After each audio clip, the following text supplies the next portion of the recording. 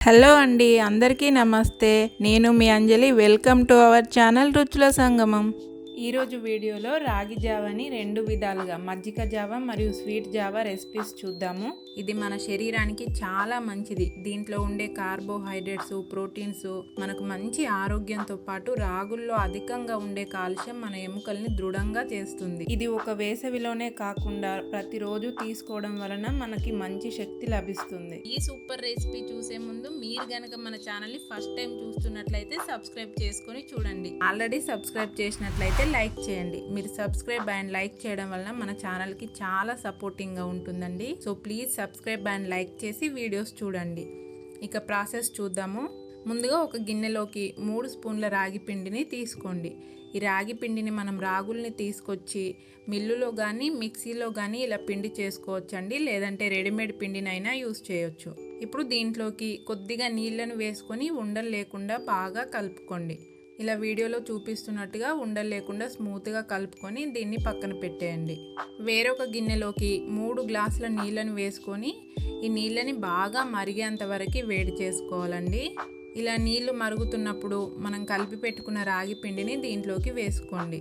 మీకు వీలైతే ఈ రాగి పిండిని ముందు రోజు రాత్రే కాస్త వేడి నీళ్ళని కలిపి పెట్టేసుకోవచ్చండి. తర్వాత మరుసటి రోజు సేమ్ ఇదే ప్రాసెస్లో వేడి నీళ్ళలో కలిపి పెట్టుకున్న పిండిని వేసుకొని జావా చేసుకుంటే సరిపోతుంది. ఎలా చేసినా ఈ జావా టేస్ట్ చాలా బాగుంటుంది. ఇలా పిండి వేసిన తర్వాత అడుగున గడ్డ కట్టకుండా ఉండలు లేకుండా బాగా కలుపుకుంటూ ఈ పిండిని ఉడికించుకోవాలండి. 4-5 పొంగులు వచ్చేంత వరకు ఉడికించుకోవాలి. ఇది సరిగా ఉడకకపోతే కడుపులో మంటలాగా పుల్లటి తేనెపుల్లాగా వస్తాయి. కాబట్టి ఈ రాగి జావని బాగా మరిగించుకుంటూ ఉడికించుకోవాలి. ఇలా వీడియోలో చూపిస్తున్నట్టు ఈ కన్సిస్టెన్సీలో చిక్కబడితే సరిపోతుందండి. ఇది చల్లారిన తర్వాత మరి కాస్త చిక్కగా తయారవుతుంది. ఇప్పుడు స్టవ్ ఆపేసుకొని దీన్ని పక్కకు తీసుకోవాలి. ఇక్కడ నేను 2 విధాలుగా రాగి జావ చేస్తానని చెప్పాను కదా, కాబట్టి దీంట్లో నుండి 1 గ్లాసు వరకు వేరొక గిన్నెలోకి తీసుకుంటున్నాను.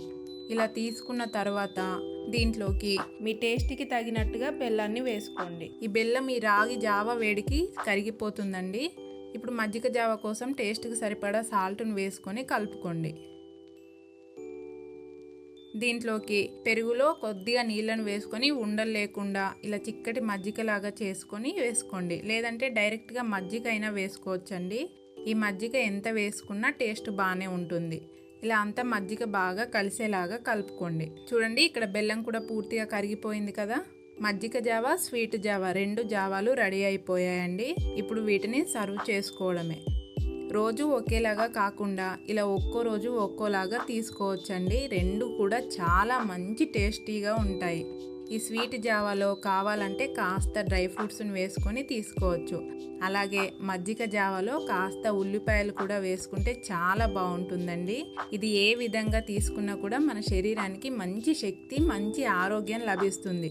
మీరు ఆలస్యం చేయకుండా వెంటనే ఈ జావా చేసి ప్రతిరోజు తీసుకోండి. అలాగే ఈ జావాలో మీకు ఏ టేస్ట్ బాగా నచ్చిందో కామెంట్ చేయడం మాత్రం అస్సలు మర్చిపోకండి. ఇలాంటి మరిన్ని రెసిపీస్ కోసం ఈ వీడియోని లైక్ చేసి మన ఛానల్ని సబ్స్క్రైబ్ చేసి పక్కనే ఉన్న బెల్ ఐకాన్ని ప్రెస్ చేయండి. మీ ఫ్రెండ్స్, రిలేటివ్స్, తెలిసిన వారందరితో షేర్ చేయండి. Thank you for watching.